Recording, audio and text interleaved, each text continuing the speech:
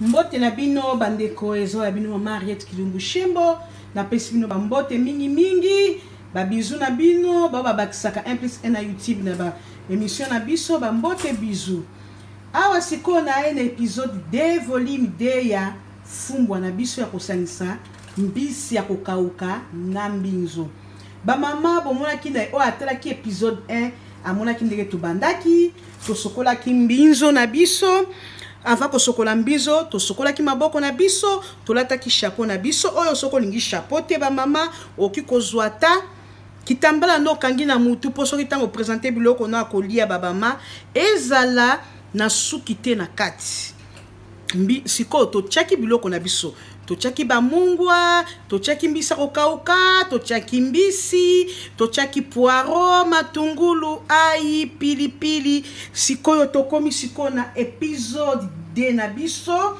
suite et fin to présenter biloko na biso ya kolia fumbwa na biso yango wana ba mama na yosaki bino kina palola ki fumbwa na ngati na chaki mafuta mbila na chaki mwamba pilipili yango soko tali be pilipili yango wana eza likolo yango ndenga secret ya nzungu oyo pona elambaka loso kitoko na babola elambaka pondu ya libondo elambaka pondu ya normal elambi pe fumbwa ya kotia nguba soko lambi yango na nzungu pepele banzungu pemba bakozosala yango pepele omone kozikisa elimisi biloko solo mutakuma bolia bo ya petit zate yango nde formi na ngai nzungu ndeza nzungu ya ba nalobaki ke na chaki biloko ensemble bomona ki déjà na premier épisode fumbwa na biso ya mbinzo na mbisa kokauka ekolo na ekolo elambaka modèle nango fumbwa bien sûr eza elieli ya bakongo eza elieli ya batetela te ya baluba te biso siko ekolo mosusu tozoya kotangela yango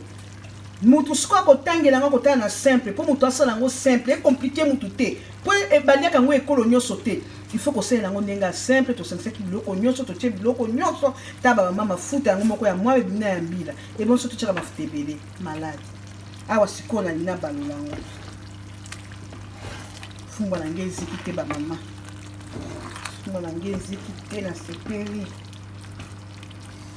pilipili biso wana ati pilipili na biso ekoti na kati kuna na juna na kangi moto ba mama fumbwa na biso ebeli mbote na bino nyonso bokota bomi abonné na Henriette Kilungu Shembo TV bokuta masolo nyonso ba histoire vraie bile ya kolamba kuta mwa conseil oyo ozangaki okozwa bandeko mama fumbwa na biso nga lebeli fumbwa so kitoko tomekata mwa mungu abandeko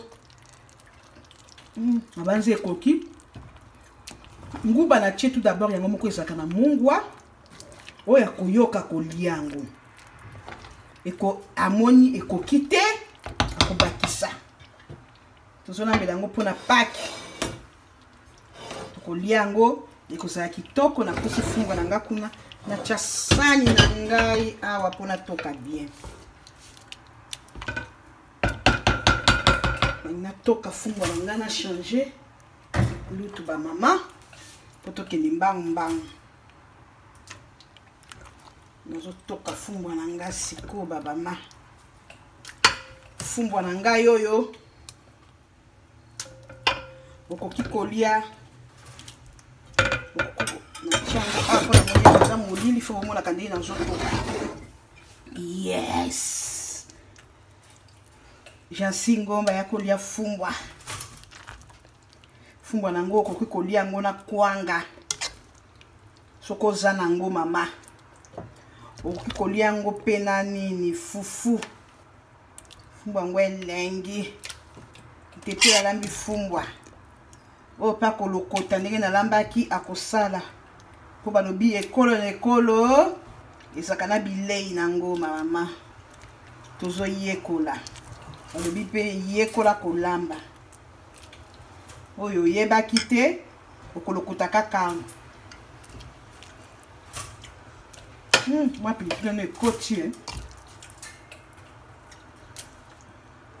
fumbwa na biso yango oyo kokoya bandeko na nga bakotala nga na pake bakanisaki ma Mariette.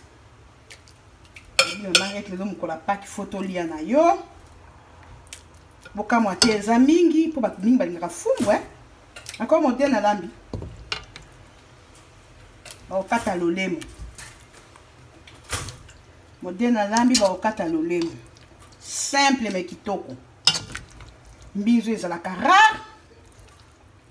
Banikolanga mbinzo ezalaka rare. Soki olambi fumbwa. Olambi mwa fumbwa na yo. Otie mbinzo na kati.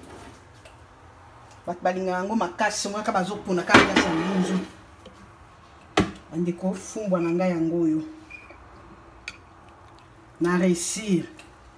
Eza nango mai teza kokoka. Fumbwa na ngai yango bandeko. Na suki épisode yango yo suite et fin. Eza simple. Yango wana na musika zela chasani na boye. Modèle sani mutu ayebi oya yebi ko lambela yango te. Na modèle na lakisaki akoyeba pona sangisaki nyonso. Papi bola tala fumbwa. Oli yango na kwanga. Lumba yaye yango na fufu. Ok bambote mbote na bino na suki wana elubu na biso yango yo fumbwa na biso na mbinzo. Bien sûr que mbinzo mwana te mutakoli yango akoli yango na kati yango wana produit sikoyo tofiniki mufiniko na biso. Mufiniko na biso bandeko. Ok bye.